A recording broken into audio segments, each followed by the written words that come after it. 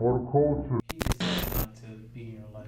So I don't know all the details because my mom has her stuff. Yeah. So like I don't want to, we're on a public forum. I don't want to whatever. But basically, my mom said she ended it because like when he got out of jail, he got arrested again. My mom was in foster care. He wanted her to go on the run. She didn't want to go on whatever. But after that, so it's crazy, right? Because I lived in Florida basically until I was 9. And then we moved to Massachusetts. When I was 13, my mom Googled him, found him. He was the pastor of a church and owned a car dealership and was married with 2 stepkids, 2 kids, and a baby on the way. And she wasn't even going to tell me, but I was always really mature, even when I was like super young, so I would like eavesdrop and stuff like that. And so she told me and she showed me, and then like she got him to come visit. And that first weekend, he could only come for 2 days. He's like super busy, coming to meet my daughter. But I have a picture with him from like my first birthday, and that was it. He's like, super busy, can't come. Only 2 days. Okay, cool, whatever. So he came. I like begged my mom to let me stay at the hotel with him the second night because he came Friday to Sunday. I like begged her, and she was like, "No, I don't know. I don't know if he's a good person. Like I don't know him." And I just begged her, so she let me. And so we were supposed to go driving. Like he was gonna bring me to the mall parking lot and do some driving. And he left around like midnight and said that he was going to the store real quick. He'd be right back. So I was at the hotel and I fell asleep, and I woke up at 3 a.m. and I was like, he wasn't back. And his phone was going straight to voicemail, and I'm a child. So like, I'm like hysterical, and I'm calling my mom. But again, this was back when she was in her zombie mode, and so she never answered the phone. So I called her like 40 times, no luck. So I called her cousin a few times, and they came and picked me up, and they brought me home. And then at 7 a.m., Sultan, that's his name, he called my mom, and he's like, "Where's Sakinah?" So he had gone out drinking with, his buddies from back when he was on Cape. So that was one thing, and then, so I begged him to let me, to fly me down for Thanksgiving that year, because this was, in the summer, right? So for Thanksgiving, so I could meet, my family, I want to meet them. So he brought me down, and we scheduled the child support hearing for February for my birthday weekend, right? So he could come for the hearing, and then he could be there for my birthday for the first time in 12 years. Yeah. And he said he was coming, all this stuff. He doesn't show up, and he writes a letter to the court saying that he's not financially able to pay child support. Mind you, he's taking care of 2 kids that are not biologically his. It's fine, all cool, whatever. But 1, you don't even have the decency to let me know you're not coming. 2, you're really we're super poor. We're struggling. My mom's a single mom with 3 kids. I'm your biological child. You haven't been in my life for 12 years, and now you're saying you don't have the financial means to pay child support legally at all. Don't though. But that's not allowed. Yeah. No, so they right. Yeah, illegally he probably could, but legally he probably can't, and courts can't go off of illegal. But how do you support 2 kids? No, but he was a pastor and car dealership at this time. This was way later. Yeah. When we found him, he had established himself. Not saying he was wealthy, but it's not even that. It's the principle. Plus, you think they're just gonna be oh, okay, no child support. No, you have to pay regular child support and back child support. Only your mom can call it off, pretty much. Yeah, exactly. So basically, those were the first 2. And after that, I went years, and I was like, I don't want anything to do with you. I hate you. And then it came time for college, and I wanted to go to school in Florida. He lived in Florida, so and also he's a smart person, right? He's a smart adult, and I needed someone to help me navigate college. I needed, he brought me to tour the colleges and stuff, and I let him back into my life again. And then over college, again, it was just a bunch of up and down stuff to the point where I did cut him off, but I invited him to my graduation, because I was I don't ever want anybody to be able to say we don't have a relationship because I'm childish or I'm petty or whatever. So I invited him to my college graduation, which he lived in Orlando, and I went to school in Tampa. He was an hour away. He was supposed to be coming, and then the night of at 11 o'clock, he texted me saying sorry, kids are sick, can't make it, congratulations, best of luck. Why do you think he's like that? I don't know. And something it just it's don't something make sense. deeper. Yeah. Because if he can be there for his other children. At that point, that was it. That was my extending my thing. I'll try again, and then I was it's not worth it. I have a lot of people in my life that love me. Yeah. And actually, he recently sent me a Facebook friend request after I launched my campaign. And oh no, I debated. I accepted it because I'm just you're a better person. Whatever. And then it's delete, block. Yeah. So it's not the fact that he's a Trump supporter, but I think all of that explains why he's a Trump supporter, right? It's not that him being a Trump supporter is the reason for our bad relationship, but I think our relationship kind of explains why he's a Trump supporter. Like, I think it's, but he uses a religion. He's one of those, I'm religious, and so. I mean, How he can said you he's be a pastor, religious? though. Like, He's not anymore, but he Wow. was, but I don't know, he had said something about like the money wasn't. Yeah, man. So pastors out here for the money, huh? But it's not, so it's not about him supporting Trump. I mean, that's whatever. That's what one. can I don't even like talking about Trump. It's like, he is a danger to society. He's broken the Constitution. Those are facts. Whatever. I mean, It is what it is. But people are in the process trying to impeach him. yeah. well, you heard the impeachment. They're talking about A$AP Rocky. They're talking about Jay-Z. Like, it's crazy. And the Senate's the one that has to do it. What So Rocky and Jay-Z have to do with it? I have no idea.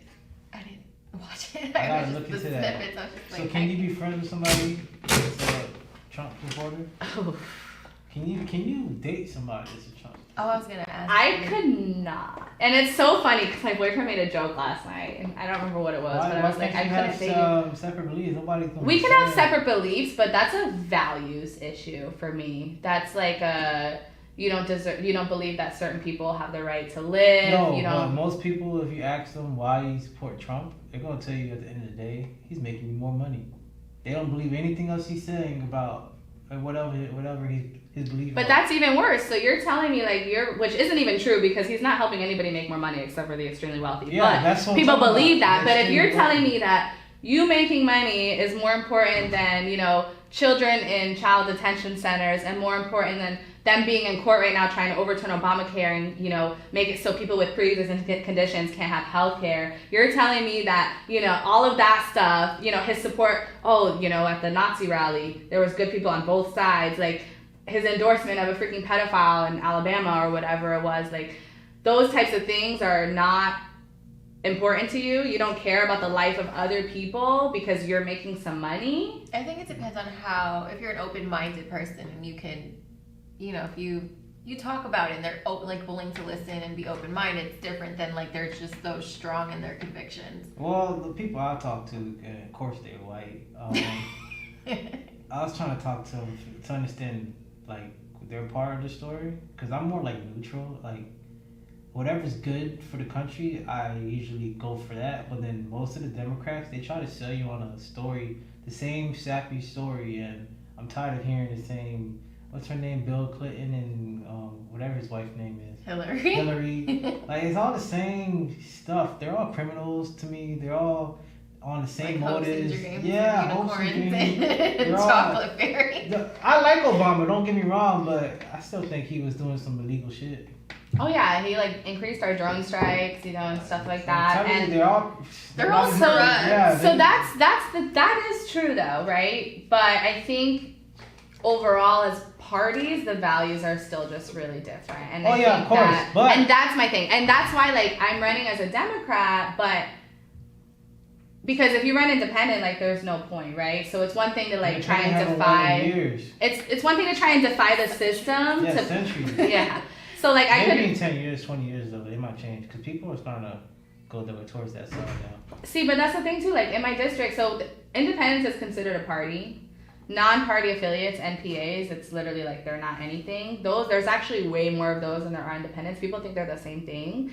And in my district, there's 100,000 NPAs. And I understand. I completely understand why. But it's those super woke people that are I'm not gonna vote because the whole system's corrupt. So Sis, are you calling me out? I might be. I'm just telling it like it is. I'm not woke, but I didn't vote. I'm sad. I didn't vote because I don't feel like getting it just is what it is. So here's what I'll say is that at the end of the day, elections matter and people win. Right? People are gonna win regardless of if you vote or not. And so politics is literally just policy. It is every policy that guides our lives. How much we're able to get paid, how high our landlords can increase our rent, if we have crosswalks on our streets, if there's crossing guards at our schools, the quality of our water, that is politics, right? And so when we don't participate because we're oh, well, I don't want to be part of it, it's all broken, how do you expect to fix it? Because it's true, it's hard to trust politicians, right? But when you actually look at platforms and you actually look at like people that are running for seats and what they've done and what they're, you'll find people. And either way, whoever wins is going to dictate every aspect of our lives. And like they want us to feel like this, right? They absolutely do it. And that's why I'm not an establishment Democrat. I'm running against the establishment. And it's because we can sit and we can complain and we can be like, this is broken, it's never gonna change, it's not gonna get better, like, and we can continue with the issues we have now, or we can participate and be part of the change, because at the end of the day, we can make a difference. And it's not just by voting, but the people with power are the ones that make the decisions and sign the policies. And people think like, so we learn all this history, right, super quickly in high school, and we feel like everything's like super fast. So here we are, I'm 24, I don't know how old you guys are, but we're like, damn, well, if this country's still this bad, then what's the point? It's never gonna get better. Yeah. But when you look at even just this 2018 election in the House, we had the youngest person ever elected, like the first Muslim woman, the first Native American woman, like all these firsts, because the reason why things haven't really changed is because the power hasn't shifted. The majority of Congress has been there since before I was born. Yeah, literally. There's a lot of gay people in Congress too, and people with power up there. Like they have a lot of people like with money. And I was talking to somebody where they're like anti-gay, and I was like, do you know that they have like the most power like in the world right now, kind of? You don't think so? Mm-mm. You don't think gay people have power? I would like you to expand on what you're saying. Okay, so up in Congress, like Congress up there in Congress. You think there's a lot of out gay people in Congress? Yeah, or undercover. I know they have some. Okay, maybe undercover, but I think to say that they have power is kind of diminishing. Because people in Congress, they have power. That's what I'm saying. Yeah, but if you look at most of the policies, like we're barely getting started on like equal rights. Like they haven't even passed an Equality Act, right? There are people, like gay people are still getting discriminated against for jobs and housing. And all right, so let's say they fund some of these people. Fund? Yeah, to get these people into power. Where are you coming from? Right yeah, I'm trying to match you now, but I am not following. All right, so you know how Donald Trump campaigned, he needs money to people or anybody in general. Mm-hmm. Okay, most gay people that I seen like on the internet, social media, these people have money and then they have power. But some of them don't like to be seen, so what they do is they just like, I guess, fund people, certain people, and they say, since I'm paying for this, I need you to sign this law. Pass I mean, I can talk about money in politics. I'm just not following you with the whole. Like, why is it gay? Yeah. Not just gay people in general, but I'm just saying that they do have. I think they have power pretty much in Congress. There's a lot of that going on. Even if they're not saying they are. Scandal or something. You're missing me here, because I get what you're saying about money in politics, and we can talk about that all day, but I still disagree that gay people have power. I think they barely have rights. And we have like the first, let's talk about the first openly bisexual woman that got elected to Congress. And then... What was her name? Katie Hill? I think. I didn't see that. So this just happened, right? She just got elected. But don't you think we should be further along with women being in Congress? 100%. Muslim person being... But that's the point, though. Like, we think progress is fast and it's slow. Like, we think all the revolutions are over because we learned about them in history class. But literally, right now, like when our kids are in school, this is a revolutionary period right now. This is a period with such gaps, like the amount of homeless people we have, the amount of people in medical debt, the unemployment rate, like the stagnant wages, the cost of living, the lack of affordable housing. Like people think affordable housing is talking about poor people. Affordable housing is middle class people that can't afford. It's not Section 8. We're talking about middle class people that cannot afford rent where they work, right? Which is extremely true in Miami. Mm-hmm. You have a lot of people in Miami that pay more than 50% of their income on rent. Mm-hmm.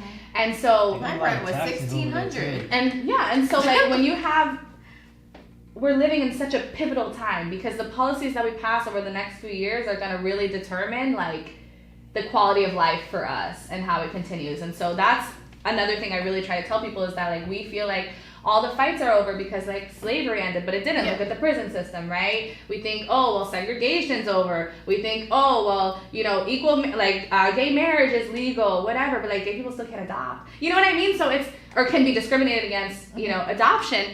And so right now, this is a revolution. And that's why, like, seeing that 2018 election with all those firsts is so important for people to realize that we are just getting started. And until the people with the power, which, like I said, yes, all those policies ended, but you have all those people that supported, you know, supported segregation, all this stuff still in office, still in Congress, you know, 437 seats in the House, right? And they still have the power. So the reason why we feel like nothing has changed is because the same people have had all the power, and when we don't vote and we don't participate, we just let them keep it. You know, and so that's my overall message. And that's one of the reasons I'm running too. Like in my district, in District 24, less than 30% of registered voters vote in this election. Because the House primary is separate from like the general, you know, the presidential primary. It's on a different day, so people don't bother. And my whole thing is, I used to be, I studied political science, right? Ironic, haha. But politicians study science. What is it? But political science is like, it's like a bachelor in arts instead of like a bachelor of science. And it studies like, you do like state and policy administration, but you take classes like international wealth and power and like globalization and the environment, and you learn like, and a lot of people that want to go to law school, they'll study political science too. And I only studied it because I actually changed my major a few times, but when I went to college, like, I had no idea what I wanted to do. I just I don't think college is for everybody, but I had to go. Like, I had to do something that would secure me an out. And for me, it was college. But even studying political science, I was like, I'm never getting involved in U.S. politics. It's not worth it. It's corrupt. You can't fix it.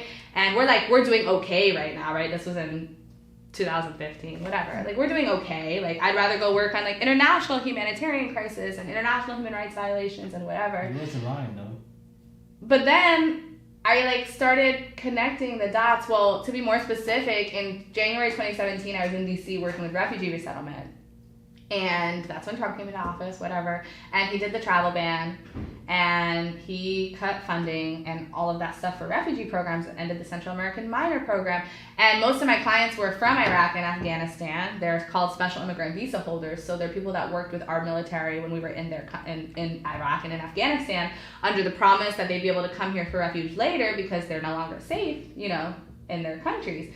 And so to be working with the population and like have relationships with them and then see how they're impacted by policy, that was what kind of first opened my eyes to like, well, maybe I'll run for Congress then. Like, if they can do that, then, you know, but I still didn't understand the capacity of what that meant, right?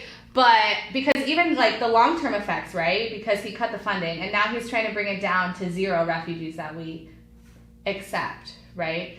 And I think he cut it down to like 50,000. So point is, what happens when that happens is, one, you have the refugees that were supposed to come over that took years to get cleared, that are in really dangerous situations and are probably not going to survive. I have one thing to say about that. I was talking to the same guy I was talking about, and he was saying, why should we accept all these people to come in here so they can take all our resources, our money, and go on food stamps and stuff, work for free while I work so hard? Like, he would say stuff. See, like but that. people that talk like that, they're not mad that other people, like, they're not mad at the family on food stamps. They're not mad at the people with like free healthcare. Like, Massachusetts has a really good healthcare program for poor people. That's how I made it. They're not mad at those people. They're mad that they're working 1-2 full-time jobs and can't afford a full cart of groceries. Yeah, they're mad that they have health insurance and they still end up in debt when they go to the doctor. So like, it's those conversations that are so important, because that's what they've done, right? The war on poverty. They have us picking at scraps and fighting over each other while they give trillions of dollars in back tax cuts to the extremely rich, right? And when you talk about, well, why should we take care of refugees, whatever, it's like, those are completely separate departments.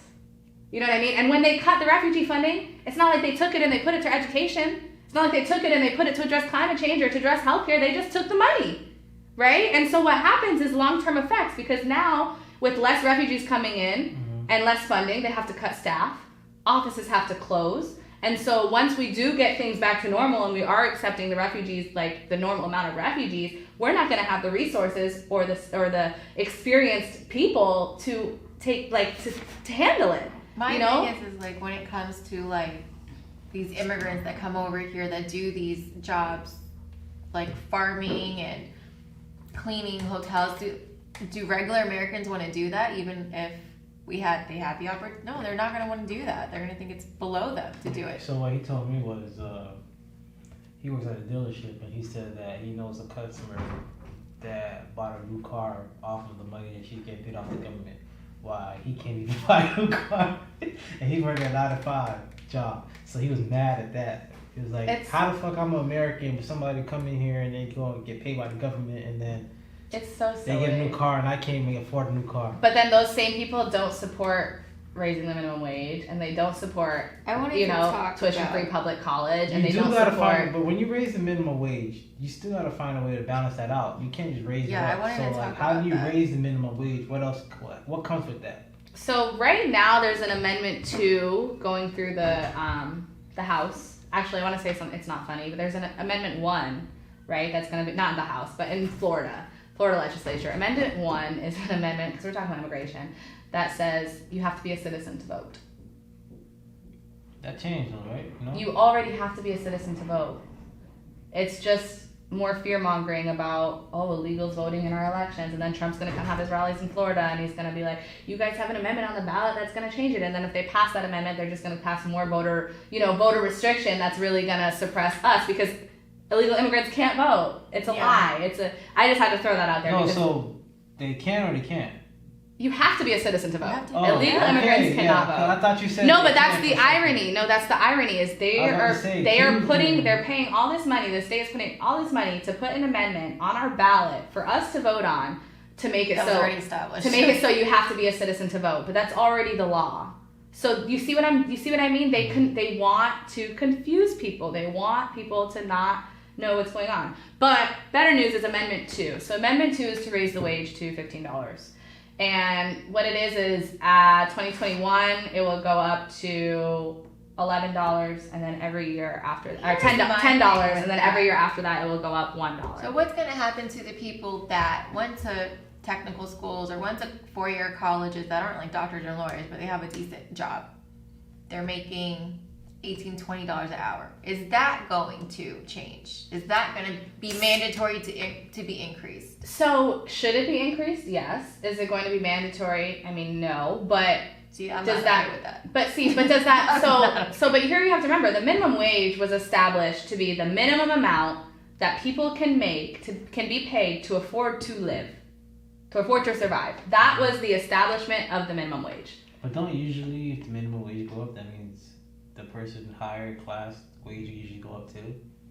If it's not mandatory, you think that your employer is gonna say, hey, because minimum wage people is now $15. So let me ask you a question then. So would you prefer that the wage doesn't go up because other people are not? No. Because that's the thing though. That's the thing, but that's the issue is we have to look at the cost of living. And the cost of living has gone up decade after decade, year after year, and the wage has not moved at all. And I agree and understand with that. And I agree with you. People that are doing better jobs should get paid more, but that goes to corporate greed, right? Let's talk about all these jobs like I was talking about where you have a bachelor's degree and they want to pay like $12, $15 an hour. Mandatory. If the minimum wage is going to be raised, establishments and businesses should be required to raise their employers. I don't disagree with you. You can't tell a company what to pay to the people. They just go off of the whatever. I guess you could because the state decides. But we have to look at it even now. Like there's some counties that can like have their own wage, like have their own minimum wage. But corporations like they go around having to pay. Like they get all the loopholes and they avoid trying to pay the fair wage. That's like when the Obama insurance came into whatever. Okay, now it's affordable for you to get your own insurance. What happened for me at that time? My employer said, "Oh, it's affordable for you. Now I'm going to take it away." But it wasn't. But again, that's corporate greed. Not in those words, but it was like, okay. When I worked there for like 3 years. So when I first started there, I was qualified. I didn't get it because I was still like 23, so I was still on my parents' insurance. When I was now able to, when they kicked me off because of my age, now I'm 26, they didn't offer that anymore because of the Obama thing. But it's still expensive as hell. Yeah, see, the thing is also... So that's my thing. Like, how can you sit here and raise minimum wage for people that didn't sacrifice their time and their money, go to college to get a better... I understand their circumstances, but you can't sit here and raise minimum wage. But you have to talk... But minimum wage should have been going up over the years, and it hasn't. That's the problem. Minimum wage should have been rising with the cost of living. There's literally part of the Florida Constitution that says that minimum wage is supposed to rise with the cost of living, but it doesn't. And that's the problem. It's not about, these people didn't go to college, so they can't get a better job, because these people literally can't even pay their bills. And then when you want to talk about healthcare, you go to one trip to the hospital and you're in major debt. And college is not the answer for everybody. I had a classmate who said that when he went to the emergency room, because in the emergency room they hit you over the head after you leave with the bills and stuff. So he goes into the emergency rooms with they asked him for his information, and he said he don't have it, and he just put a fake name and everything, and he never got charged for that. So I can't. If you're trying to finesse, don't tell him your name. John Doe. I'm not sure that would work in most cases. They might have catched on by now, though. I think they dropped the ball there. I mean, that's the thing, though. That's the thing about minimum wages. Minimum wage should be rising because it's the minimum pay. And if you want to talk about, well, then, should those jobs not exist? The jobs need to exist. So I agree with what you're saying, that other jobs should pay better, but that's that goes to corporate greed. That goes to employers. Why is that? That goes to employers. Why does that have to go to corporate? Why can't that be mandatory? If you're going to increase minimum wage, you have to increase other... Because minimum wage is separate. Minimum wage, because even different states, doctors pay more in Massachusetts than it does in Florida. You know what I mean? So they're two separate issues, and I totally understand what you're saying, but minimum wage is just the wage that people can be paid to afford to live. I'm just going to work at Chick-fil-A. Yeah, at that point. But even if you do that, you're $15 an hour, even then is not it's not ideal. No, I understand it's not ideal, but it's you don't gotta do too much. I went to school and have $80,000 in student loans. But those are separate issues, right? So you can be mad about healthcare, you can be mad about student loan debt, and still understand why the wage needs to go up, right? So how do you fix that? The school problem and then the loans? Because if you do that, raise the wage to $15 an hour, people are not going to go to school. Exactly. I don't think that's true, because $15 an hour is not a lot. It's not bad. And the thing about student loan debt is, I'm all for student loan debt being erased. Student loan debt is a predatory process, right? We can't take out a loan to start a business, but we can take out as many loans as we want to go to college. They take advantage of the fact they know that people want to go to college because they want to get a degree or whatever. And I want to talk about what a college, having no college educated people will be like. We won't have doctors, we won't have lawyers, we won't have scientists, we won't have teachers, we won't have historians.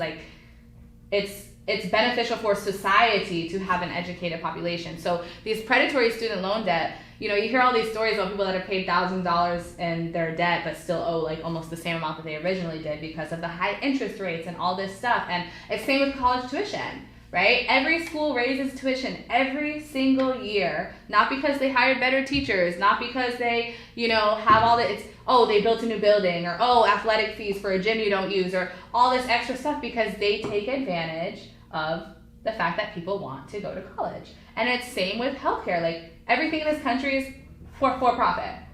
Everything in this country is for profit, and that's the problem. Healthcare should not be for profit, and it shouldn't be. So I went to the doctor. This was a year ago. I was having really bad headaches for a while, but I also have really bad back pain because I've been waitressing for so long, and the plates at my last job were super heavy. They're made out of stone, and the chicken came on a skillet on top of a wooden board, and all the sides came in a stone bowl and stuff. So my back's just messed up. So I went to Mercy Hospital because at that time I was still on my mom's health insurance, and it's out-of-state insurance. And so I'm only able to go to the emergency room. And so I went to the emergency room, and I didn't even have a room, right? I was on a bed on the outside.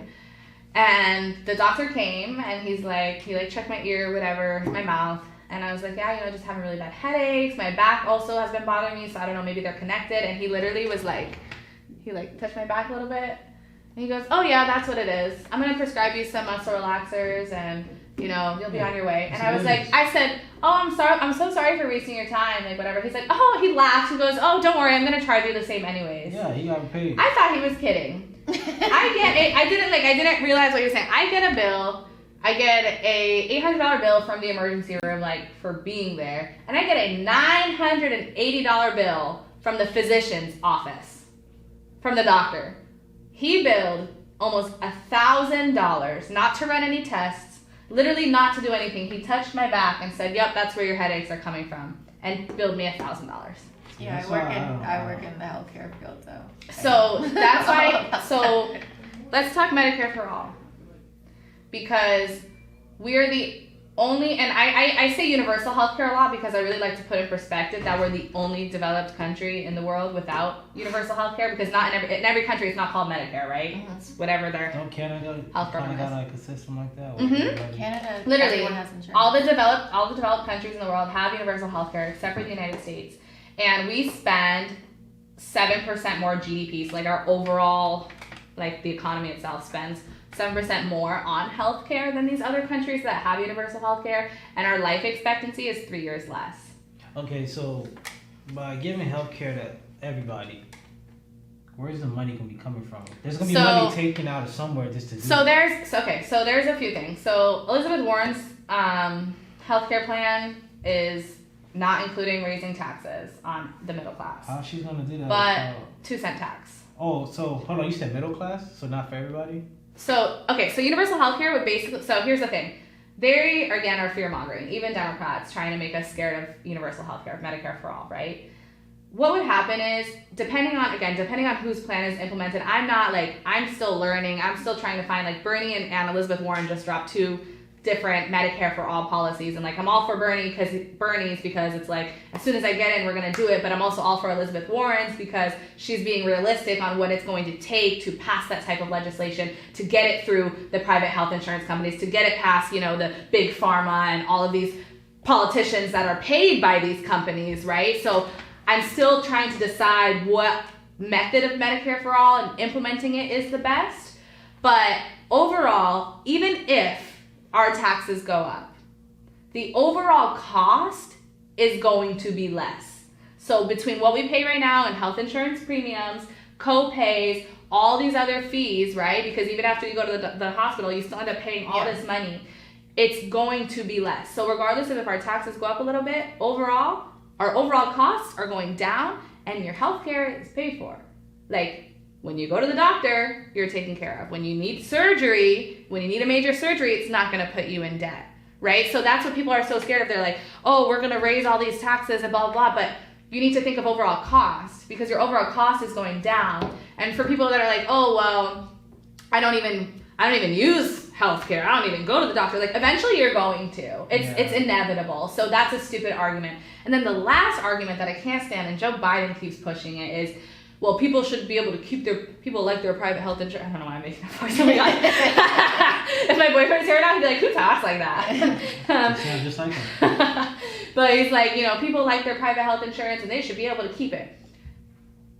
Health insurance is not a shopping cart, right? That's what it feels like. You might like your private health insurance right now because it's better than the other insurance options, and maybe you didn't have to decide between dental and you know, regular. Maybe you don't have a high copay when you go to the ER. We're on FaceTime because we're on FaceTime and I'm like, what are you doing? And she's like, I'm looking at insurance. She was literally like shopping, like putting it in her shopping cart type. She's like, and better, United Healthcare, Florida Blue, like this one has vision and this one doesn't. And it's like, but that's the thing. So when they're like, oh, you're taking away Americans' choice, we shouldn't have to choose between if we want to pay $1,000 copay or a $500 copay when we go to the doctors. We shouldn't have to decide if we really need dental care. Like, that's the whole joy of private health insurance right now, is like maybe it's better than the public options. Maybe, but with Medicare for all, you don't have to choose because it's just health care. If you get sick, you go to the doctor. If you need a surgery, you get your surgery. If you have a baby, you have your baby. Like, you don't need to choose. So it's a really stupid argument, like, oh, people should be able to choose what they want. Like, healthcare is not it's not supposed to be for profit. It's not like going to pick out a dress for school. It's making sure that you and your family can be taken care of when you get sick. Yeah, that's it. That money's coming out of the rich people's pockets. pocket probably because they probably tied in somehow. That's why they don't want that law to pass. Of course, but then you have to remember, private health insurance companies, they pay our politicians, right? See? Big pharma, our politicians profit, and that's why we need to get money out of politics. Yeah, but okay, I just learned this today. Did you guys know that China have I think it's called Congress, whatever they call it over there, is ran by billionaires, over 100 billionaires? I'm not surprised. When I did I studied Mandarin while I was in college, and I did a summer in China. But also, when I was taking International Wealth and Power, I did a 10-page research paper on globalization and like how it affected the wealth and inequality gaps in China, the United States, and India. And India, like, they just messed up when they globalized, so they left out a large part of their population, which made the gap bigger. But China literally was like, no, it's impossible for everybody to be like taken care of and good, so we're gonna purposely like make sure globalization only positively impacts this group. So that doesn't really surprise me. Yeah. But look at our government. But this shows you that would never change in like the next 2-3 centuries, because the way that they had that like system set up, that shit's like nobody can speak their mind, like nobody can do anything. It's crazy over there. How can you live like that? Mm-hmm. I don't understand that. But then again, maybe it's because we was born into America. We wasn't born to China, so we don't understand. There's a lot of. I mean, I'm not here to be like pro China government and all that stuff. But I had a lot. Like, there's so much stigma around China that when I was doing my study abroad in China, like I was so freaking out before I got there, because I was like, oh my god, it's gonna be the worst. It was like I loved being there. They think we're interesting. No, they're really, honestly, they're really nice. They're really nice. The food was great. The culture was amazing. I did have to get a VPN to access like Google and Facebook and stuff. Oh, snap. But VPN? It's like a app that overrides like the hidden. Oh, so it allows you. They can't get on Google. Yeah, like you can't use Google on Facebook. I mean, in China. They have control of the internet. Well, here's the thing with that. I'm sure there's going to have to be like a negative aspect of everybody now being able to have healthcare. Mm-hmm. Getting into the doctors is probably going to have to be longer. So that's what, like, that's another thing that they try to say, but when you actually... It happens, yeah. So we want to talk about Canada. So my boyfriend's family, he has a lot of family that lives in Toronto. Like, they're from Canada. Once just to get surgery. No, I know. And his cousin had open heart, like, 3 times. And she was here a few months ago, and she was talking about how, like, without the healthcare that she had in Canada, she wouldn't have survived.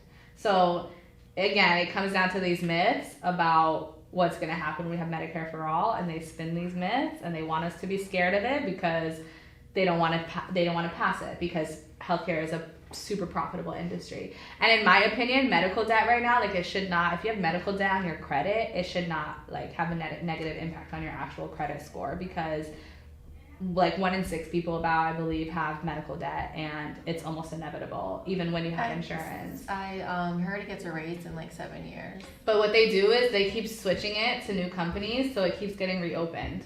So it'll say like opened September 2019, and then in 2021 it'll be like just opened in August 2021. No, so it never actually to a different company, and so it never actually gets to that 7 years and gets wiped out. Plus, if you're 24 years old and you have medical debt and it's hurting your credit, and then you're trying to get a place to live and all this other stuff on top of your student loan debt, it's just, it's immense. And then I saw another thing that they can't do it with your credit card, or they can't affect your credit because you can just say it's HIPAA violation. Never heard of that. I would like to try it if it's true. No, I'm just kidding. HIPAA violation? HIPAA violation. No, because on the HIPAA violation? A HIPAA violation would be like your medical records specifically, but on your credit it will just say like explain Mercy Hospital or whatever. I've seen it on Instagram or something. I should have saved it, but I'll look into it. But that's the first one way of getting out of it about it is to say like it's against HIPAA that you can't have that information or something. Yeah, I've never heard of it. I pay all my medical bills on time. What else did I want to talk about? I see HIPAA farm. HIPAA violation is just like Health I insurance, can't have access to your portability. medical records. Like, Yeah. Okay. So I'm gonna start saying that shit. Alright, so I want to get your thoughts on this because you're mixed, white and black. And what are your thoughts on Colin Kaepernick? Because some people are saying he's not even fully black. He don't know what it is to be black. Well, what do you... Before we get to that, like, what do you think about the whole Kaepernick or the black-white mixed situation? Kaepernick first, because wasn't your stepdad in the army, military? Yeah. He actually just finished his last deployment ever. He came back in October after 22 years in the military. Okay. Oh, wow. And so for me, I support Colin Kaepernick. One, if you really want to get into it, the anthem talks about, slaves better run. They can't hide anywhere, and it's written by the original support of slavery. But they only take the snippet. But if you listen to the full song, but that's not even the point. Point is, my stepfather Raheem is black. He's a big black man. Is he Muslim? And so no. Okay. But is your dad supporting Colin Kaepernick too? My biological father? No, the Raheem. Yeah, your stepdad. I think he has mixed emotions on it. But so for me, when he's not in his uniform, he's just as vulnerable to police brutality as any other black man. Mm-hmm. And he served for our country, right? So the thing is, we kneel, they're mad. We wear t-shirts that say I can't breathe, they're mad. We block traffic, they're mad. We stand, it's not the issue. They're not mad about him kneeling for the anthem. They're just mad about a black man fighting for black issues. And at the end of the day, that's what's great. That's what people in the military serve for. And I'm not speaking for all veterans, but he's protesting police brutality, which again, those are statistics. This is not an opinion. You have Eric Garner choked to death for selling cigarettes. You have Philander Castile shot in his car in front of his daughter and his wife when he literally said, I am reaching for something. He was licensed to carry. He didn't pull out a gun.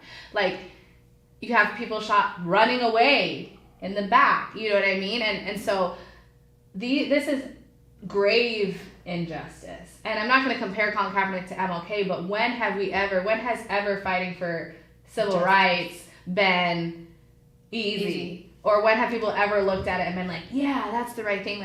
Decades from now, history books are going to teach him as an American hero. You know what I'm saying? Well, people are they're getting confused about the whole situation now because they believe that in the beginning it was for a good cause, but now that he kind of turned it into this football thing. I want to get back into the NFL.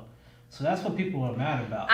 He never said he wanted to get back into the NFL. The NFL invited him to do a workout. No, he did say he wants to play football though. Oh, well, of course. Football is his dream. And he got you got wife beaters, animal abusers, Killers. all these people serving in the NFL. And this boy kneeled during the anthem. Yeah, to protest police brutality because he talked to a veteran that said that he would prefer that he kneels versus sitting because it's more respectful. And then you have all the teams that knelt after he got kicked out. They wanted to ride the wave of the popularity and they started kneeling. And so, of course he wants to play football. It was his dream. It's what he loves. And look at all the good that he's done. He's continued to just do good.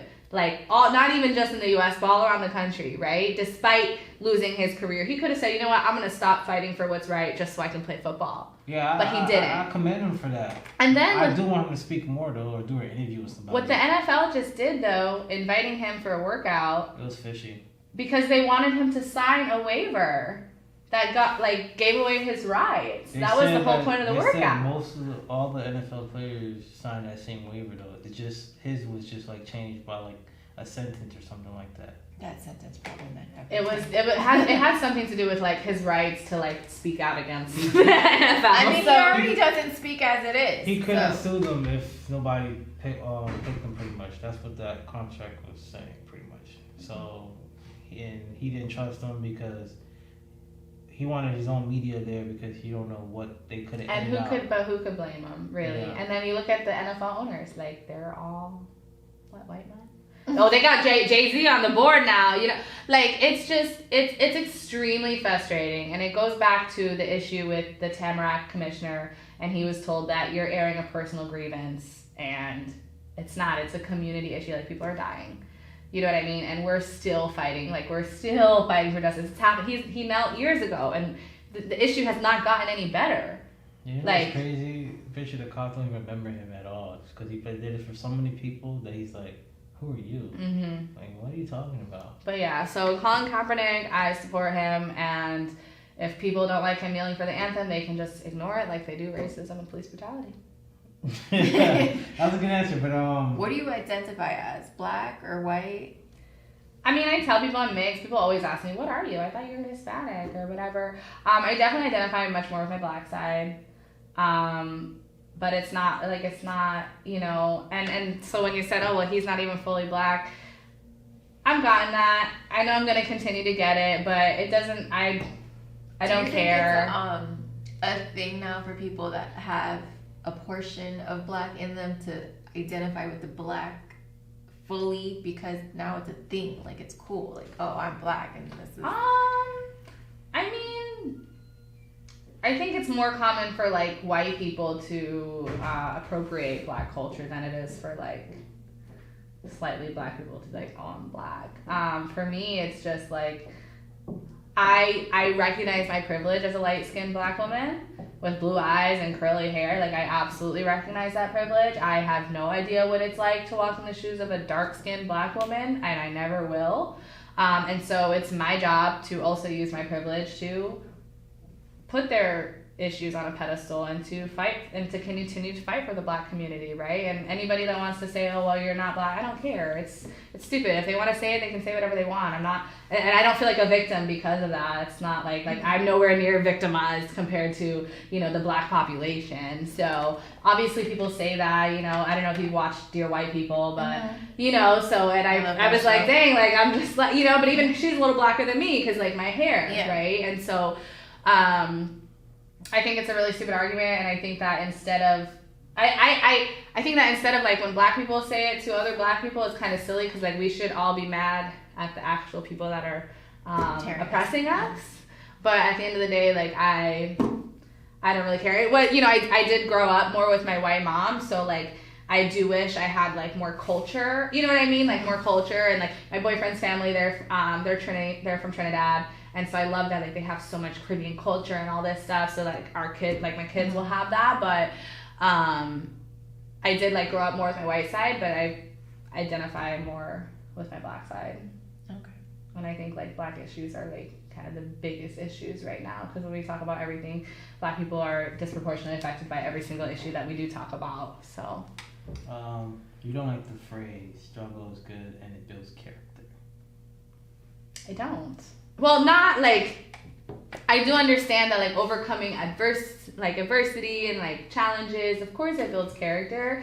I don't like when they take stories like mine and they try to say that it's a good thing. Or when you see like those stories about, you know, the kid that saved up all his allowance to buy his mom like a wheelchair, like those things are not heartwarming to me because those are situations that should not exist. Like, if I had to face a challenge of, you know, losing my first job and whatever, okay, sure. But, you know, growing up poor with a family that struggles with mental health issues and drug and alcohol abuse and, like, you know, all of that type of stuff, that should not be glorified because it could be avoided. Mm-hmm. It's not necessary. It's not a way of life. And what they do is, again, they try to push that story. That way they can excuse what they're doing, the living situations. And so that's what I dislike because, again, most people that come from my situations don't make it out.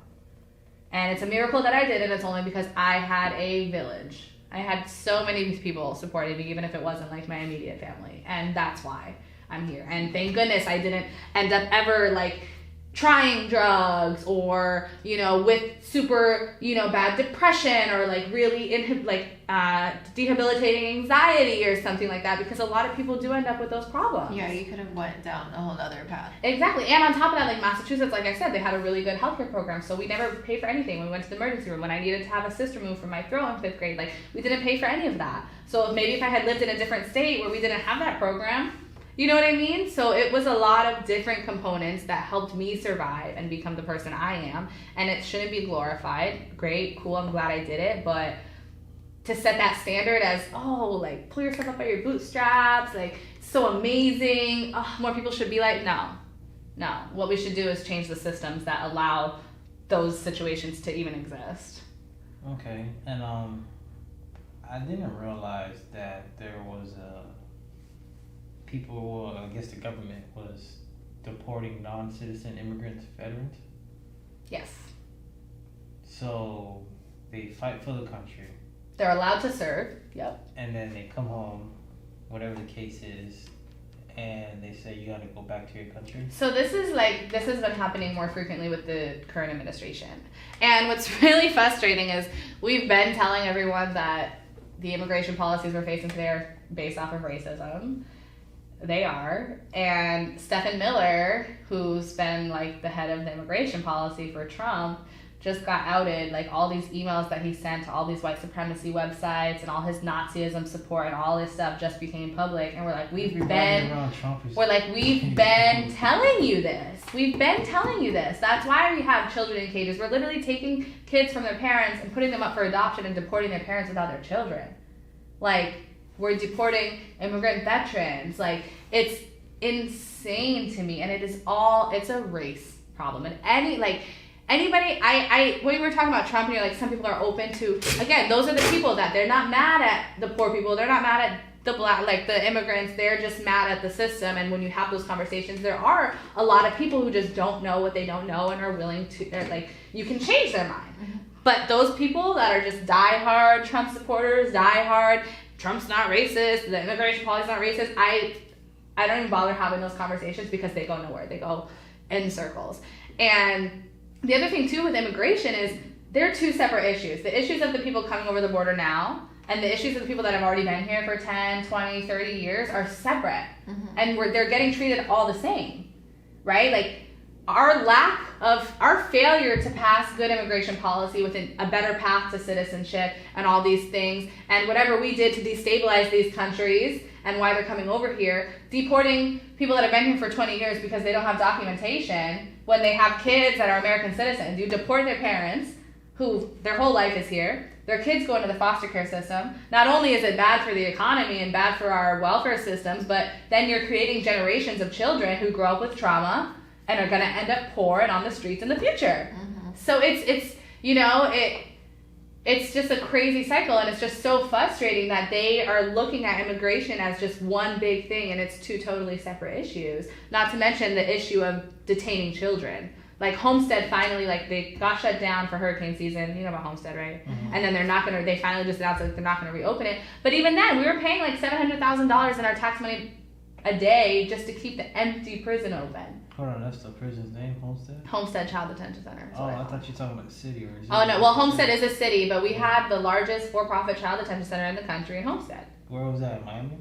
Yeah, like in Homestead. It's south of Miami. In actual Homestead. Yeah, in Homestead. And it was a for-profit child detention center that was opened by someone that used to work for the Trump administration. He got a, no-bid contract just given to him, opened this private prison, and they were keeping hundreds of migrant children there much longer than they should. Children that have sponsors and family members here that could take them, but they were getting paid $775 per child per day that they were keeping there with our tax money.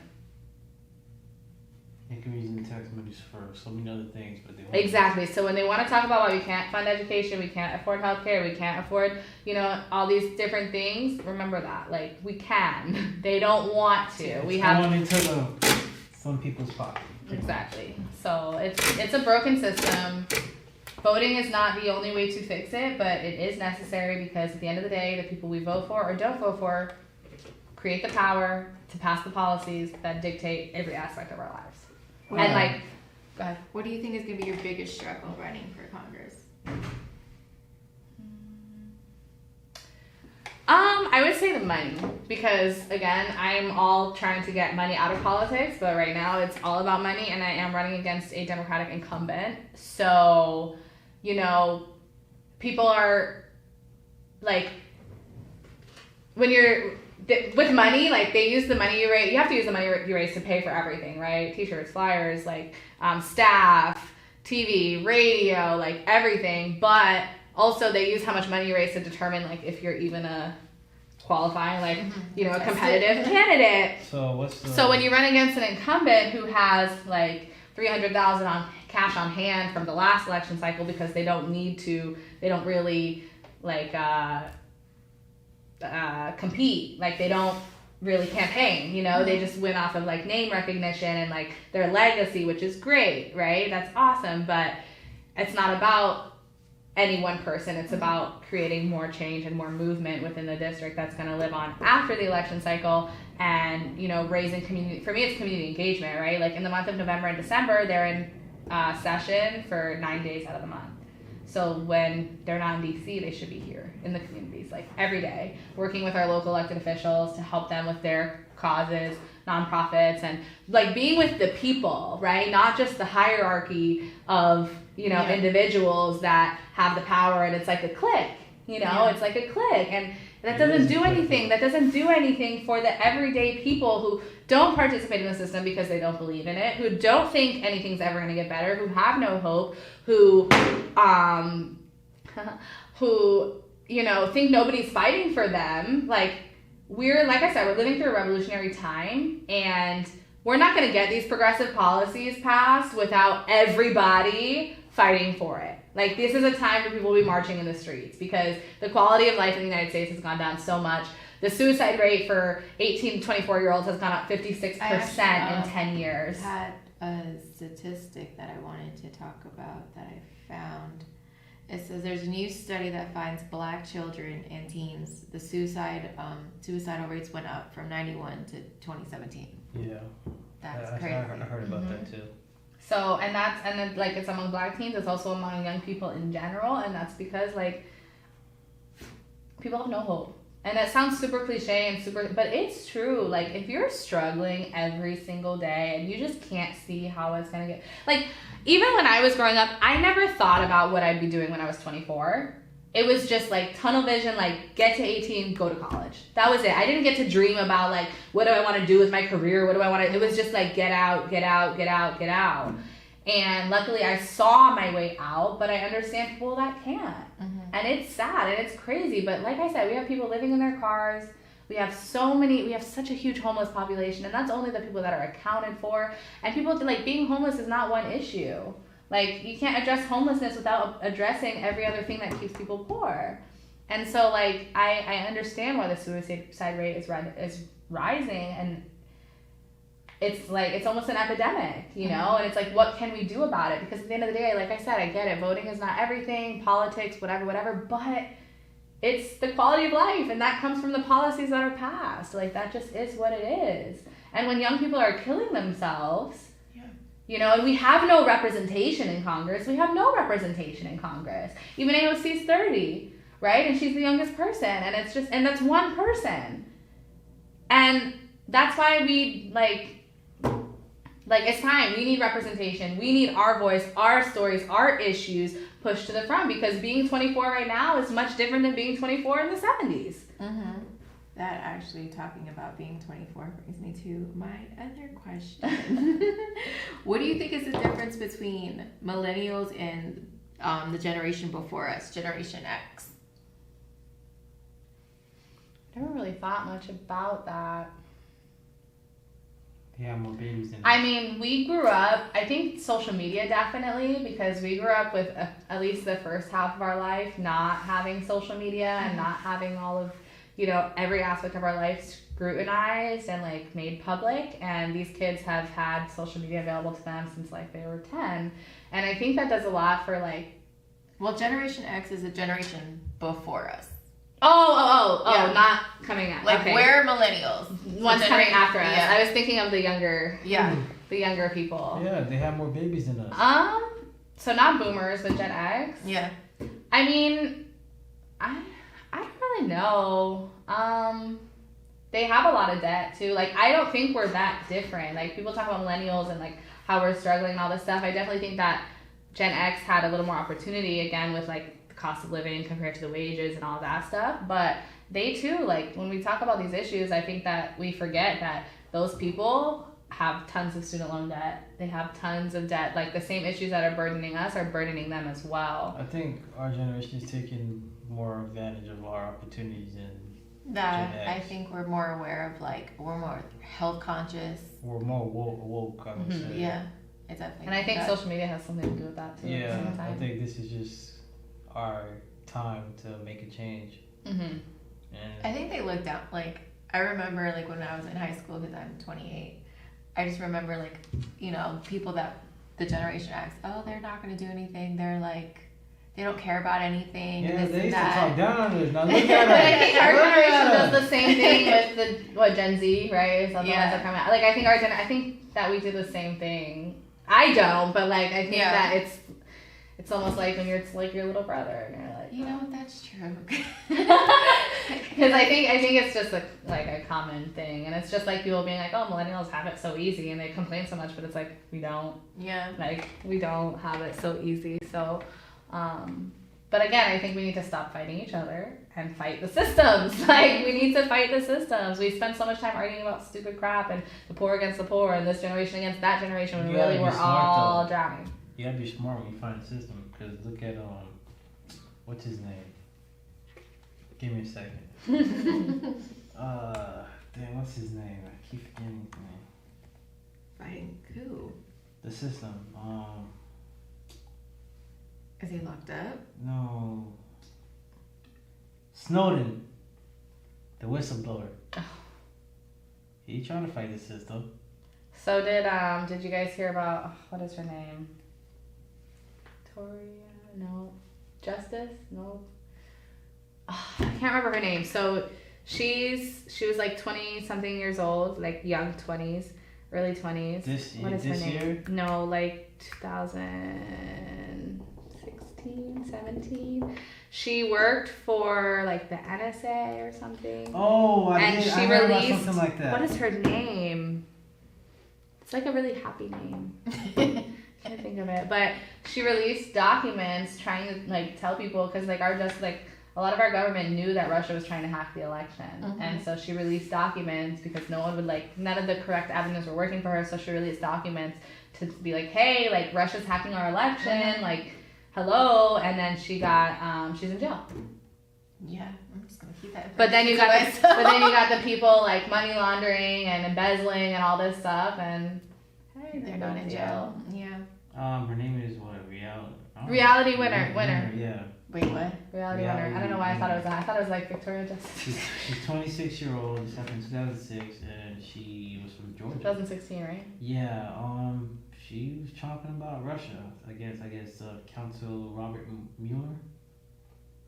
So she was basically blowing the whistle that, but she wasn't an official whistle, but blowing the whistle that Russia was hacking our elections, and instead of doing something about it, like the actual hack, they just put locked her up. And that's true. You have to be careful when you fight against the system. But again, look at history. All the people fighting against the system were always demonized by the system. It just is what it is. That's why I say you gotta be smart about it. You don't just go about it like how everybody else been about it. Go post it up on social media. And I think that's why some people say if you can't beat them, join them, because they don't want to deal with that. What, get dirty?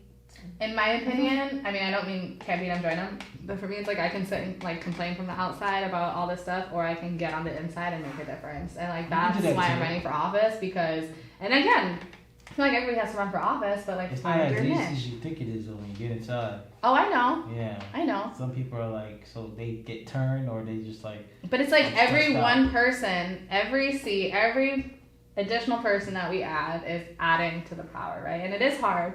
And it is, but like the reason why we have all these issues at the forefront now, and like so many more people more politically engaged, is because some of the people in office are going out of their way to educate and inform and get people riled up and do that. And it's a process. I know I'm not just gonna like walk into DC and like kick down doors and make all things better, but I will do everything in my power and take all the avenues that I can to implement change. Plus, I'm not just going to rely on making change in DC. Like, I'm going to work to do as much in the local community and collaborate with the local community leaders as well, and use my influence that I have as a member of Congress to help with the local issues immediately. Because even once we do pass good bills, it takes a while before they're implemented, you know, and I understand that. So I'm not just trying to like go to DC and be like, hey, look, I'm a congresswoman, whatever. I want to do both, right? But if I, you know, run for a state seat and I win, I can't do anything in DC. But if I win in DC, I can do both. I can do my job in DC, and then I can come back to the community on the 2/3 of the year that we're not in session and do work here. And that's what I'm gonna do. I want to do both. So there's one more serious thing I wanted to talk about, and because I just found it today, it says Floridians could carry guns in public without license under new bill, which the bill is from Republican State Rep Anthony Sabatini. So the bill didn't pass yet? No. Yeah, I didn't hear that. It's a Florida lawmaker is pushing to loosen the state's gun laws, and this was October 3rd, 2019. Wow, West. So do you have a specific question, or you just want to like talk about it in general? Like what the hell? Girl, first of all, I'm pro Second Amendment. I'm not against your right to bear arms. Let's keep in mind the Second Amendment was created back when guns could only carry one bullet at a time. But I digress. But I am pro Second Amendment. I gotta put that out there. I mean, they'll probably take clips of it anyways and say I'm not. But I am pro Second Amendment. However, please tell me the number of times where a mass shooting has occurred and a good guy with a gun stopped it. Like, clearly you saw the shooting. It doesn't. Stoneman. Oh my God, I'll have to send you this clip later once I find it. There's a really good video, and it's like this good guy with a gun going through his training. That way he can be the guy to stop the shootings, and it's like satire. It's really on point. But even back when the gubernatorial race was happening, one of the candidates there, he worked, and his job was to his office basically like oversaw concealed carry permits, and they had given like 300 concealed carry permits to people that weren't supposed to have them, and it was just like wiped under the rug, like no big deal, and he still got to run for governor. And so being able to carry in public without a license is absolutely absurd, and it makes no sense. That's what the problem is now. Now you're gonna pass a law about it. And we don't want. I don't even like to say gun control. I like to say gun reform, because gun control again is just a word that they use to try and make it sound bad. And you know what I mean? It's gun reform. We need gun reform laws, and one, it's really easy to get a concealed carry permit in Florida as it is. Like in my opinion, you should have to do a like target test before you're allowed to carry a gun in public. Like, okay, you have your concealed carry permit, and now you're trying to stop a bad guy and freaking kill an innocent civilian, right? And in a lot of situations, having like with a mass shooter or an open shooter, active shooter situation, more people with guns makes it harder for the cops to catch the real guy, because they don't know if that good. Yeah, they don't know who's who. So one, you could end up getting shot yourself, and two, you really could help the bad guy get away. Again, I'm not against like those people who maybe one day will stop a mass shooting, which doesn't happen often, but it's insane. And that's Florida. We're so behind on so many issues. And is it a behind thing, or is it just this state is just fucked? Like, we're just, I don't think we're behind. We're just fucked. Like, our healthcare system sucks. Our gun control system, our school system sucks. Like, cost of living is skyrocket. So that kind of goes to when we were talking about in the beginning, and you're like, Republicans and Democrats are all corrupt to me, whatever. We can have that conversation, but again, when you look at values and you look at like the facts, like Republican presidents raise the deficit, Democratic presidents bring it down. Well, it depends what class you're in. I mean the country's deficit, the overall debt of the country. And so people say, but they're Republican because they're conservative with money, right? But it's not true. And so when we talk about the fact that Florida has been under Republican control for like 20 years, right? And so, and even now, like we have some awesome Democrats in the state house and the state senate. Like we have Chevron Jones, we have Senator Jason Pizzo, you have Rep. Cindy Polo. I could go on and on and on. And they're trying so hard, but with a Republican majority, they can't pass even really good bills. So they need more Democrats. They do. And so, like, that's again why voting matters, because we have to flip the seats, right? We have to help Democrats get elected. And if we don't vote, Republicans do, right? And so when we talk about... We got the time. We got to go to work. You can do vote by mail. You can register to vote by mail. Oh, no, this is a plug for vote by mail. This is a really good option. Because what it is you get... Can you even trust that, though? So, but here's the thing. You don't have to vote by mail. You can still go to the polls, right? But you get your ballot in the mail. One, you get it ahead of time so you can see and you can do your research on all the candidates and whatever. But if for some reason you can't make it, it's like your insurance policy. If you can't get to the poll that day, you can vote by mail. And it's really not like common that, you know, like ballots are getting stolen or whatever. Like I know there was like some issue with, I think in Broward, they found a bunch of ballots at the end and stuff. Wasn't that Andrew Gillum? Mm-hmm. So like again, but it's not extremely common, and it shouldn't like dissuade you from doing vote by mail, because really vote by mail has increased voter turnout. Because again, you don't have to go to the polls, so you don't have to take off from work. Election day should be a federal holiday, but you know you don't have to. If you vote by mail, you don't have to go by mail. You can go to the poll, but you can also send it in by mail if you don't make it. I don't know to the the first poll. time They shouldn't I make ever. that a holiday. But they don't want to, because they don't want us to vote. That's why when people are like, oh, voting doesn't matter, it's like, well then why do they work so hard to make it so we can't vote if it doesn't matter? The first time it was Obama's first presidency, I was working a 12-hour shift, and I waited like the last day to go vote, and my boss wasn't gonna my manager wasn't gonna let me. I'm like, yeah, it's a right, I have to go, and it was like a whole fight, but then I ended up going, and it was like the last seconds that I made it to vote. But that's the thing too, and then you have all the voter suppression, right? Like, you know, and like even in Georgia, when Stacey Abrams was running, they closed down tons of black precincts in black areas where black people would have to take a bus like 50 minutes or 50 miles, whatever, to get to the polling station. You know, it's even in Florida. Like in Florida, every 2 years, if you're a registered voter but you don't vote for 2 years, you get removed from the voter roll. So you might show up the third year to vote after not voting for 2 years and find out you're not even registered anymore. Why do we do that? Like, but you know, that shouldn't be a thing. I get they want to clear the voter rolls, but what happens is they purge tons of people that shouldn't be removed from the rolls. Like, we should be automatically registered to vote when we turn 18. Why do we have to go out of our, you know what I mean? Like, they don't want us to vote because when we vote and when black people vote, we vote majority Democratic, and we want policies like Medicare for all and, you know, affordable college tuition and all this stuff. And so that's like something to think about is, well, if voting doesn't matter, then why do they work so hard to make it so that we can't? Right? That's a good way to look at it.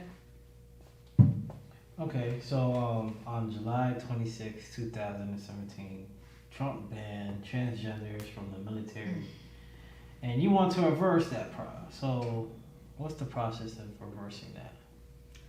Well, he did it, I believe, by executive order, if I'm correct. So I'm not sure the exact avenue for that. I don't know if it's something we would have to take to the courts, or, you know, something that the new president would have to sign a bill for. I'm not positive. I don't think it's something that we can just write a bill through the House, since he did do it by executive order. Like, it's not like he passed a bill through the House and the Senate that, you know, made it illegal. So I don't think the House has the power to change it. I think it's gonna either have to go through the courts or through the new president. But it's up to people like us to advocate for it. Like, when we don't advocate for things, we don't get them. A lot of people are just like whatever to them. They're not who focus on that topic specifically. Which sucks, because like I feel like even just LGBTQ rights in general have been getting pushed to the back burner a little bit, because we've been so focused on like all these other, like going back in time to all these other issues, like, you know, that we're still fighting for now. And that kind of that frustrates me, because we can do it all. Like, we need to address all of these, especially we have all these transgender, specifically black women being murdered, right? And like, we're not finding their killers, like no one's being held accountable, you know what I mean? And people are just kind of turning their eye the other way, and it's not acceptable. Even if you don't agree with their lifestyle, whatever, like, we're not God, right? We don't have the right to judge, and everyone has the right to life, regardless of if you agree with their lifestyle. So it's really appalling. And, you know, there's a lot of great organizations doing good work, and like, it's up to us to be allies and figure out how we can help, you know. Okay, and did you guys hear about the American Medical Association, AMA? They're banning, or they're trying to ban, what is it? Conversion therapy for members in the LGBTQ community. So I also believe that we should have a nationwide conversion therapy ban, but it would have to probably be for youth, because like adults are adults and free willing, and it falls under kind of religion. But statistically, like, conversion therapy raises the suicide rates. I didn't even know this was a thing. It's literally a form of torture. So it's where parents send their kids that are gay to reverse that. And so it's legal in a lot of states in the United States. I believe including Florida maybe just passed a law. I have to double check that, but it needs to be a nationwide ban. Like, there's no reason why children should be going to. And something came out saying that they do all kinds of stuff. Like, I've never been, so I'm not gonna like quote it, but shock therapy, like beating them, like making them like have relations with people of the opposite sex, just really, really terrible, traumatizing practices, and it's unacceptable. And like, this is something that should have been taken care of a long time ago. Why are we still under the guise of religion or healthcare? Like, some people call it healthcare, and minors should not be exposed to it. Like I said, I'm not sure what we can do so much about adults just because they're consenting adults, but for children that have no choice, and then most of them end up committing suicide afterwards and end up with all types of lifetime trauma afterwards, like, it's absolutely unacceptable, and it should not, like, boggles my brain that it's even a thing. Okay, yeah, that's crazy. Like, you think it's just in the movies, and it's not. I didn't even know they did that. And you said people like you aren't meant to run, and that's why you need help to, like, I need, like, what do you mean by that? Like, elaborate that. Young people, but mostly working class people, right? Working class people are not meant to run for office. It's super, super expensive. It takes a lot of your time. And again, they don't want working class people in office because working class people fight for working class people. And like we talked about, the majority of our government, the majority of our politicians in Congress make money off of the systems that are oppressing us, like the private health insurance companies and the student loan companies and big sugar and big pharma and all of that. So they don't want that's why you don't see working class people run, right? It's extremely hard. And like I said, if you don't have money, they don't even consider you feasible. So for me, it's not even about raising the most money. It's about being really, really articulate with the money that I do raise. But yeah, they don't want me and you to run for office. They want to keep the people that are in power. That's just like why, like, the establishment, the DCCC passed like some bill basically saying that, what's the word? Consulting firms that help candidates that are running against incumbents are like basically blacklisted. And I'm running against an incumbent, so it's candidates like me, and they passed it after they blacklisted the consulting firms. So it happened after AOC and Rashida Tlaib and Ilhan Omar and Ayanna Pressley. Once they won those seats, they were like, oh, hold up, because even that's when we can talk about, like, I'm not just like, oh, I'm a Democrat and I support all Democrats. No, I want what's best for all people. I do believe that Democrat values are completely different from Republicans, so I am a Democrat, but the establishment has perpetuated a lot of the issues we have right now too. And so that's why it's important that people like us run, and it's important that, our stories are heard and our vision for what kind of life we want to have access to is shared, and that we're at the table where the decisions are being, like, why are we going to let the same people that got us here tell us what we're capable of in terms of solutions? It doesn't make sense. Yeah. Right? So people like us aren't meant to run. It's extremely hard. It's all about money. It's literally all about money. Everything's about money. I realized that the hard way. Yeah, so that's what I meant when I say people like us aren't meant to run. It's not our world, right? We don't want to talk politics. That's their world. Let them know. But it shouldn't be like that, and it's going to take one person after another. And that's true for Congress and state. Like, you know what I mean? It's not just like, oh, federal, whatever. It's everywhere. They don't want people like us to run because we work for the people and not the corporations and not the big money politicians and stuff like that. And that's time. Because like I said, everything's for profit. Everything. It's even crazy to me, like, how much money we spend on presidential elections. Like, what we could do with that money every 4 years that we just literally, like, all this money, and it boggles my mind. And then you have Citizens United, where, like, corporations are considered people, right? Like, people can only donate, like, to my campaign, it's a max of like $2,700 per person, right? That's as much you can donate. But if you're a corporation and you create a PAC, you can donate pretty much as much money as you want. Okay, I was about to say, I know damn state that people get more paid. Exactly. So there's loopholes to it. There's tons of loopholes to it, yeah. So that's the problem, and that's why, like, I want to get money out of politics, but first I got to get money to get into the politics, and then I can help get money out. So it's really just like a really crazy system. Alright. So SakinahForCongress.com. Donate what you can. We have a segment called BTS, Between the Sheets. So we're going to ask you a couple questions and then you just answer it truthfully. Can I just see what it was? I'm probably not going to answer any of these, if I'm being honest. Yeah, I think I'm going to skip this segment.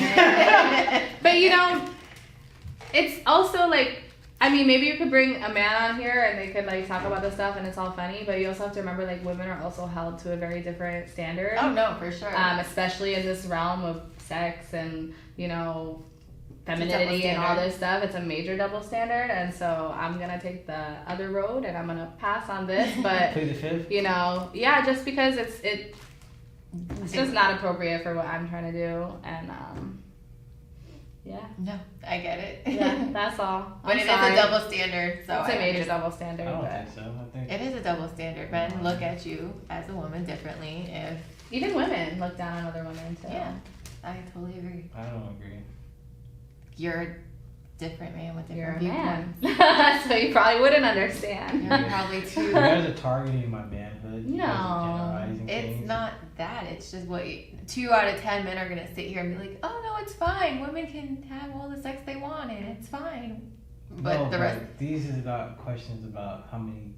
No, but I'm just No, saying but that- it's they're sexual questions. They're, you know, it's.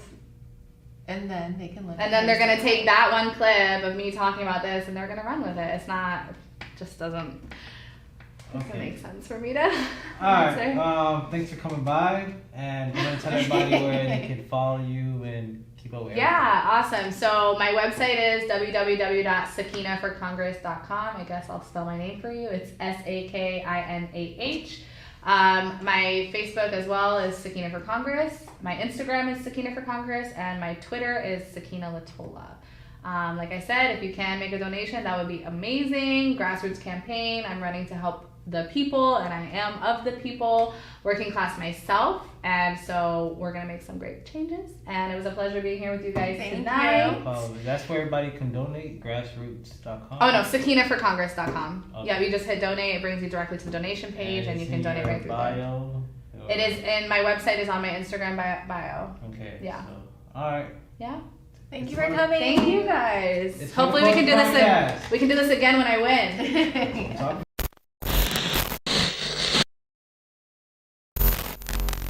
Horticulture.